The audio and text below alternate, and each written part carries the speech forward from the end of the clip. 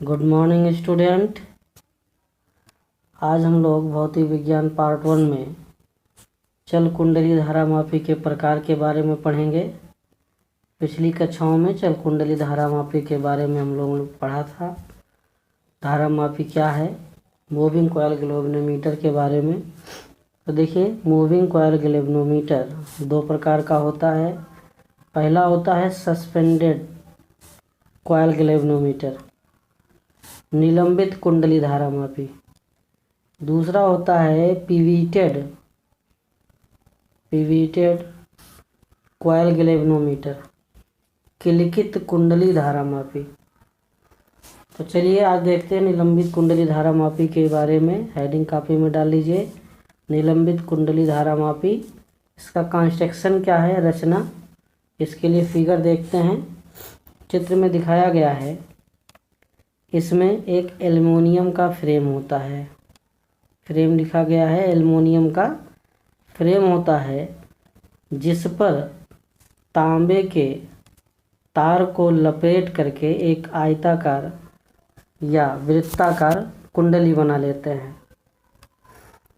इस कुंडली को एक अवतल के आकार के चुंबक के दो ध्रुवखंडों के बीच एक फास्फर ब्रांज की तार की सहायता से लटका देते हैं और इस फास्फर ब्रांज के तार में एक समतल दर्पण को भी जोड़ देते हैं।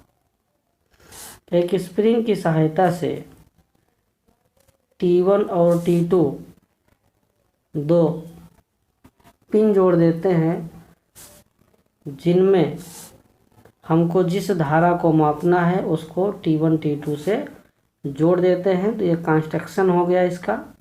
आपसे सुन लीजिए, इसमें क्या होता है, एल्युमिनियम का एक फ्रेम लेते हैं। एल्युमिनियम के फ्रेम पर तांबे के तार को लपेट करके एक आयताकार या वृत्ताकार कुंडली बना लेते हैं, जिसे अवतल के आकार के चुंबक के दो ध्रुवखंडों नॉर्थ और साउथ यानी के बीच एक फास्फर ब्रांच के तार की सहायता से लटका देते हैं और इस तार में एक समतल दर्पण जोड़ देते हैं, जिस पर प्रकाश को डाल करके धारा के मान को हम बता सकते हैं, ज्ञात कर सकते हैं। जिस धारा का मान ज्ञात करना होता है उसे T1 T2 के बीच जोड़ देते हैं। यही लिखा है, हम पढ़ देते हैं एक बार, कॉपी में अपने इसको नोट कर लीजिए। इसमें चुंबकीय धात्विक एल्युमिनियम फ्रेम, जैसा बताया एल्युमिनियम फ्रेम होता है, इस पर वैद्युत रोधी तांबे के तार को लपेट करके एक आयताकार या वृत्ताकार कुंडली बनाया जाता है। नरम लोहे का एक टुकड़ा इस क्रोड के अंदर, अच्छा ये नहीं बताए, ये नरम लोहे का एक बीच में जो ब्लैक दिखाया गया है, नरम लोहे का क्रोड होता है और इस प्रकार रखते हैं कि यह फ्रेम को कहीं टच ना करे। तो नरम लोहे का एक टुकड़ा इस कुंडली के अंदर सममित रूप से इस प्रकार रखते हैं कि यह कुंडली को कहीं भी स्पर्श ना करे। इस कुंडली को एक पतले तार द्वारा चुंबक के अवतल ध्रुवों के बीच लटका देते हैं। इनका संबंध दो सिरों T1 T2 से कर देते हैं, बताया गया। यह तार किसका होता है, फास्फर ब्रांच का होता है। कुंडली का विक्षेप कैसे ज्ञात करते हैं, तार पर लगे समतल दर्पण यम पर, समतल दर्पण को यम से दिखाया गया है, यम पर प्रकाश डालकर लैंप व स्केल की सहायता से हम धारा को माप सकते हैं।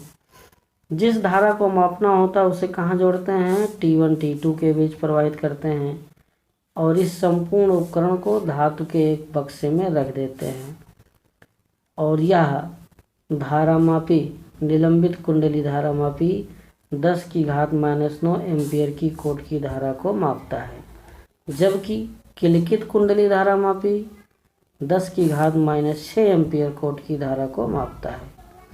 तो इस प्रकार ध्यान रखिएगा, 10⁻⁹ एम्पियर की धारा कौन धारा मापी नापता है और 10⁻⁶ एम्पियर की धारा कौन सा धारा मापी मापता है।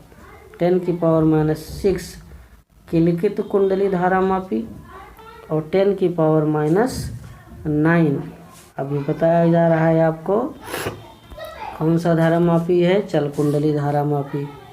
एक चीज़ और देखिए, चल कुंडली और किलकित कुंडली में थोड़ा सा अंतर है कि चल कुंडली में तार की सहायता से लटका देते हैं, जबकि किलकित कुंडली में इसी कुंडली को हम करते क्या हैं, कहीं एक जगह किसी कील की सहायता से या किसी की सहायता से एक जगह स्थिर कर देते हैं, लटकाते नहीं हैं बल्कि स्थिर कर देते हैं।